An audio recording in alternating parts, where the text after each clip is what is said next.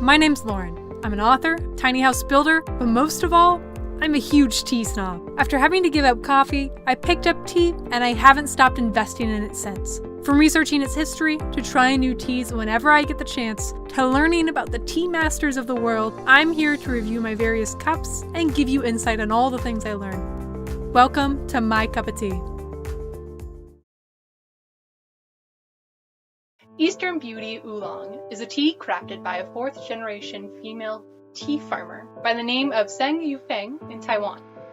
Located at about 300 meters or almost 984 feet above sea level, the garden's location of, and forgive me as I butcher this, Jihu Miaoli County in Taiwan is renowned as the top oriental tea growing region. This area of the world produces green tea and Bai Hao, otherwise known as Oriental Beauty Tea. It ranks as one of the top in terms of production, and this region has over 1,000 hectares of tea plantations. The tea farmer, Sang Yufeng, was formerly an elementary school teacher. However, ever inspired by tea since she was young, she left her teaching career to follow her passion for making tea. Her family has since won many awards for tea making, especially for their Oriental beauty styles of tea, of which the Eastern Beauty Oolong tea belongs.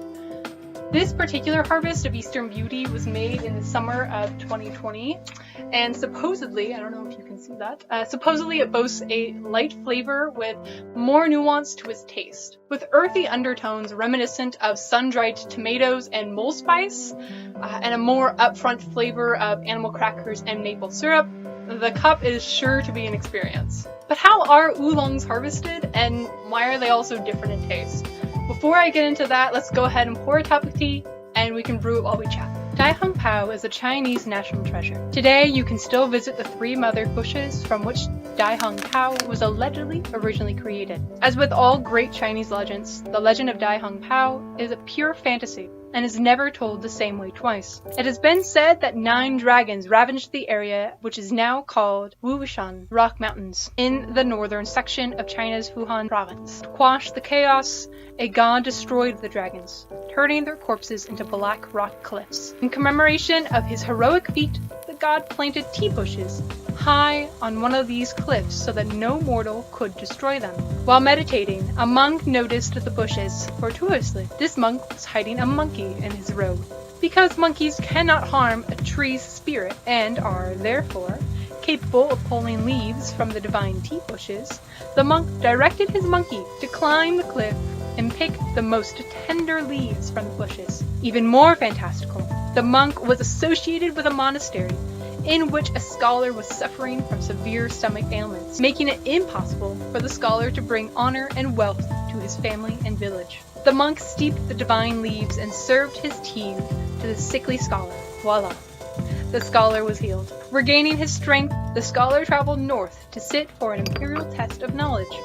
With his mind alive from the divine tea, the scholar mastered the exams and was asked to meet with the emperor. At this meeting, the scholar discovered that the emperor suffered from the very same ailments as he did, so he brewed his tea and healed the emperor. The emperor requested that the scholar return every harvest with the leaves from the first pickings of his newly discovered tea plants, and gave the scholar a large red cloth to protect the young leaves. Thus, the legend of Daiheng Pao, Big Red Robe, was born. The story of Daiheng Pao is so endearing that teas made from the remaining trees are protected by armed guards and produce teas that are unsurpassed in price. 1 ounce of Daiheng Pao can fetch thousands of dollars. Read from the book of The Art and Craft of Tea by Joseph Wesley Wu. Now this is an excellent example of some really fantastic premium tea. We've got a few broken leaves in there, like right there, but we've got a lot of whole ones. Now, full leaves doesn't necessarily mean better, but they are harder to get and therefore makes a more expensive cup of tea. Now, as you can see, the tea leaves have unfurled. This releases their flavor, helps it kind of get into that cup a little bit better, but I won't talk too much about it because I don't want to overbrew it. Leaves for oolong tea are picked throughout the entire year. and constitute a large percentage of the specialty teas plucked later in the growing seasons. By allowing the leaves to stay on the tea plants longer, the tea master allows the leaves to acquire a chemical that is not present when the leaves first bud. These chemicals, along with complex production processes, create the unique taste and aromas of many of the oolong teas. Read from The Art and Craft of Tea by Joseph Wesley Oolong. Love this tea book. If you guys are loving tea, definitely check this one out. I have a few other ones that I've not finished yet, so I can't quite tell if I can recommend them. But this one's fantastic. I've read it cover to cover, and it's great. After being plucked, the tea leaves are then withered in the sun for about 1 to 4 hours, then cooled in a damp room. This process of withering and cooling can happen several times during the tea making process.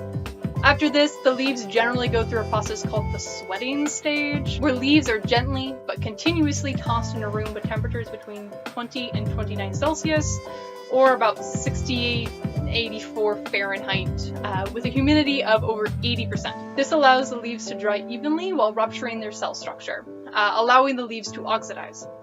Unlike how black teas are often oxidized evenly, oolong tea does not always get an even oxidization treatment. As the oxidization process works from the outside of the structure into the heart of the leaves then come out with like this pretty red ring around them. Though not all oolongs today have that look because of modern technology, which allows the process to be more even and therefore eliminates that red color from those withered leaves. So if you get an oolong and you don't see that little red tinge, they probably used a more modern technique. Still probably oolong. I don't base your oolong tasting off of whether or not it has red tinges. Now, as a note, oolongs can be oxidized anywhere from like 6 to 85%, and afterwards can be roasted above charcoal or any other number of tea making techniques. It is up to each individual tea maker as to when to stop that oxidization process, and a particular skilled master of the art will be able to tell when to halt it just by looking at them, seeing that the shape's right, and smelling the aroma. Stopping the process too soon or too late will cause the flavors of the tea to vary wildly, and that's one reason why two of the same oolongs can have very different tastes. Oolongs are then shaped into dragon-like appearances, as the name oolong means black dragon. This means that they can come in little curly dragon shapes or balls with tails to make them appear like the creatures that the tea is named after. After oxidization, the teas are dried, often in ovens in today's modern society, though some oolongs use an older technique of stages, whereas the leaves are dried in increasingly cooler temperatures. This results in a very toasty flavor to your cup. There's so much more to know about tea, and honestly I could go on forever, but this is just a look at some of the tea makers and the tea master who helped craft our cup today. And hopefully, as I try different other teas, I can get into oolongs a little bit more. But as for now, let's go ahead and just see what we think of this particular harvest. Okay, so first things first. That smell.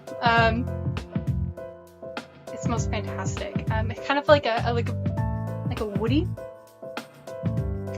It smells like kind of. I used to live in Portland, and it smells kind of like when I would go out in our backyard where it's kind of forested, and I'd go out there a little bit after a rain, not like right after a rain, but it had rained earlier that day, and I went out that evening, so several hours later. So the smell of like wet grass and wet trees was just slowly starting to fade, and it kind of smells like this. It's a fantastic smell. And aroma is definitely one thing that I mark, and it's as soon as I opened that lid, I could smell it. And that doesn't necessarily mean it's going to be a better tea, it just means that it has a strong aroma. And this is kind of the aroma that tea maker was going for when they were doing the oxidization process. So let's go ahead and try it.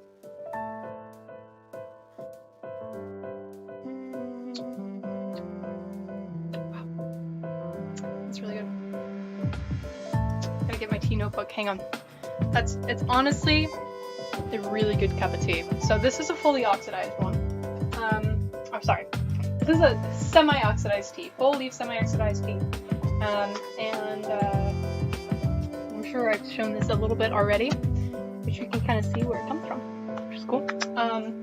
The distributor is Stephen Smith, one of my favorite, if not the favorite, tea maker, tea distributor that I like to buy from.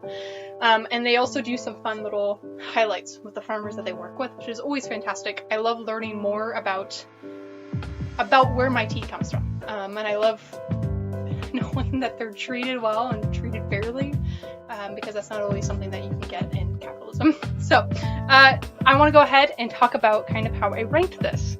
I gave this one 4 stars. I'm sure you can't see that, and is it backwards for you? I don't even know. But the reason I gave it 4 instead of 5 is I just wish that lingering taste at the end was a little bit longer. It's such a good, well-rounded tea, and it has like a hint of black tea. And as you oxidize it, black teas are generally fully oxidized. So as more oxidization happens, I feel like I will generally kind of taste a little bit more of that black tea, like homage, more or less. Gotta say that the way the tea leaves are shaped is fantastic. I know that doesn't generally affect how the tea tastes at all, but it's so fun. They look like little dragons. That's fantastic. I have a few other oolongs that are generally lower grade, and again, lower grade doesn't necessarily mean that they're bad. They're very good, but they're not all shaped so expertly like that. It's fantastic. It's really fun to see, I guess, and it's really cool to see the fullness of the leaves that they used. Fantastic. So balance, up there, peak, 5 out of 5. Fantastic. Really loved the balance. It's such a smooth sipper that I generally only have black teas, specifically English breakfast, British brunch, stuff like that, in the mornings. That black tea kind of helps wake me up, kind of, punches me, forces me to stay awake, with a strong taste. And I could, even though this one doesn't have that strong punch, I could see having this in the morning. It's very smooth, it's very good. The body, I ranked this one at, a 3? And the only reason I did it there, it's not bad body, it's just not like, it's not gonna, bull rush you with its flavor. It's a smoother, lighter flavor that has a lot of different notes to it, which is really fantastic. And it doesn't overwhelm me with one flavor or the other. Woodiness, we got a little bit of woodiness in there. The tannic is pretty low on the scale. We've got that earthy, savory flavor, and generally you can kind of see those in green teas, and generally just green teas, and this kind of blends it pretty well with that oxidization process. It kind of makes it kind of feel like both a green and a black tea in the palates. Very good. I liked it. And we've got a little bit of sweetness, and I think that comes from like a little bit of a hint of like a floral flavor. And now I say floral, and you may think of like some of the herbal celestial seasoning stuff. It's not like that. It's not like those really hit you with the floral flavors. I'm not a big fan of those, but this was done with just like a hint, just a tad of like, oh yeah, I could see like a little bit of a bloom or something, like a little bit of a flower flavor, a little bit of a sweet flavor in the tea. Very good. Not very spicy at all. It's not a spicy tea. And again, that aroma is really good, and it's got a little bit of that grassy note to kind of finish it off with that earthy note. It's really good. It's got a lot of really fun, complex flavors. I guess I could see how they said it was like a maple animal cracker, I guess. I guess I just have to drink more of it to really kind of tell. Too bad. So that was the Eastern Beauty Oolong tea. You can get this from Stephen Smith. It's a reserve series, so they're gonna be more expensive. I think this one was $32.50. Quite a lot of money for tea, but it's really good. And you may have seen how I filled my cup kind of a lot. I'm really good at not knowing how much tea I should put in my cup. I really like stronger teas, so I generally err on the side of too much, but you probably don't need as much tea as I put in there. Making that 1 ounce bag tiny little bag that you get last a little bit longer. However, you know, with these teas, you do get to experience the different flavor palettes, flavor profiles. If you were wanting to get into tea and kind of liked what I was saying, kind of the notes of this tea specifically, $32.50 might be like just a good entrance fee, but it is quite a lot for new tea drinkers. So if you're a new tea drinker, I'm sure I'll have something else that I review that might be a little bit less daunting than a $32.50 bag of 1 ounce tea.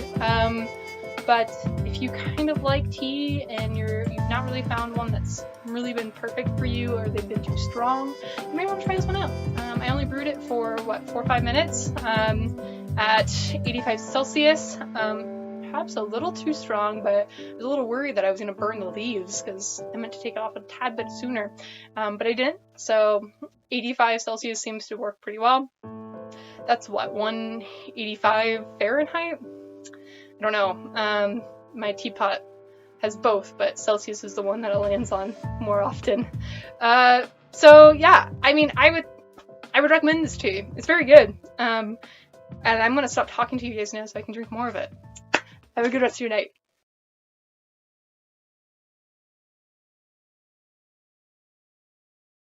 I don't want to burn myself. Easter dinner after this. Happy Easter, everyone. By the time you're seeing this, it's not Easter anymore.